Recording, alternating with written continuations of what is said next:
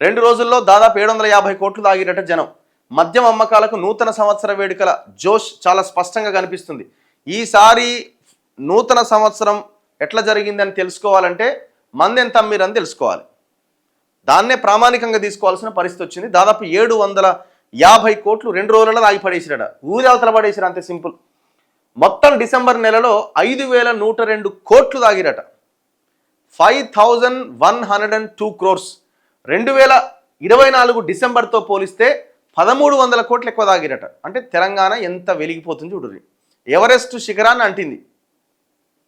కొత్త వ్యాపారులకు తొలి నెలలోనే మస్తు ఆదాయం వచ్చిందట. ఎందుకంటే ఎలక్షన్లు వచ్చినాయి, రకరకాల ఇవన్నీ వచ్చినాయి కదా.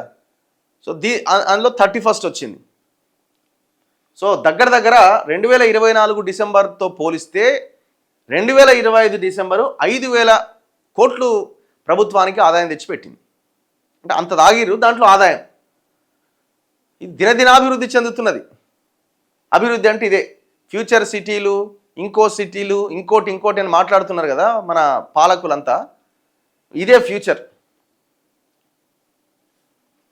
రాష్ట్రంలో మద్యం అమ్మకాలకు నూతన సంవత్సర జోష్ మరింత కిక్కునిచ్చింది. మంగళ బుధవారాలు 2 రోజుల్లో ఏకంగా 750 కోట్లకు పైగా మద్యం విక్రయాలు జరిగినాయి. డిసెంబర్ నెలలో మొత్తం మీద 5102 కోట్ల విలువైన మద్యం అమ్మకాలు జరిగినాయి.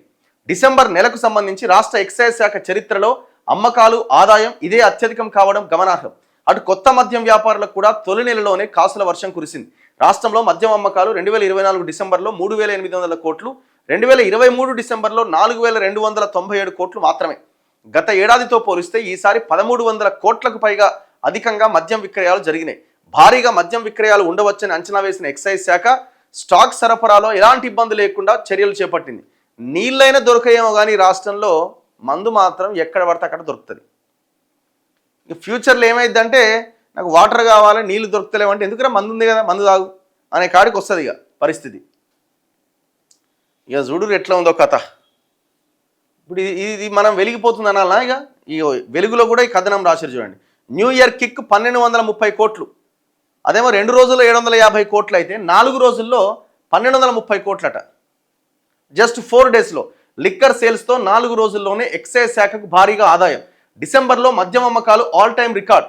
ఒక్క నెలలోనే 5000 కోట్ల అమ్మకాలు.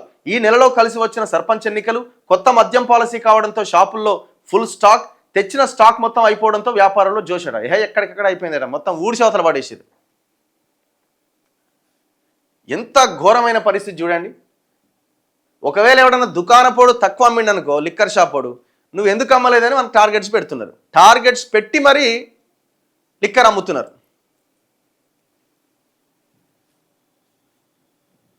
ఎక్కడ ఉన్నదండి? ఇక తెలంగాణ ఏడున్నది? దీంట్లో డెవలప్మెంట్ ఏమున్నది? ఏమవుతున్నది? తాగి తాగి తాగి తాగి కిడ్నీలు ఖరాబ్ అవుతున్నాయి. కిడ్నీలు ఖరాబ్ అయితే హాస్పిటల్లోకి ఎక్కువ మంది పోతున్నారు. చివరికి ఏమవుతున్నది? మళ్ళీ గవర్నమెంట్ ఏం చేస్తుంది? డయాలసిస్ సెంటర్లు చాలా పెద్ద ఎత్తున పెంచుతున్నామని చెప్తున్నది. డయాలసిస్ సెంటర్లు పెంచినామని చాలా గొప్పగా చెప్పుకుంటున్నది. డయాలసిస్ సెంటర్లు పెంచిర్రు, కిడ్నీ పేషెంట్స్ పెరుగుతున్నారంటే దాని అర్థం ఏంటి? దాని వెనకాల జరుగుతున్నది ఏంది? పేషెంట్ల సంఖ్య పెరుగుతున్నది ఎక్కువగా తాగడం వల్ల అని అర్థమవుతున్నది. సింపుల్. ఈ యొక్క డయాలసిస్ సెంటర్లు పెట్టడం దేనికి? మద్యం నియంత్రణ చేస్తే ఎంతో కొంత కేసెస్ తగ్గుతాయి అనే ఆలోచన మాత్రం వస్తలేదు. ఒకవేళ లిక్కర్ ఆగిపోయింది అనుకో, గవర్నమెంట్ కథమైపోతుంది, కుప్పగూలిపోతుంది. ఇక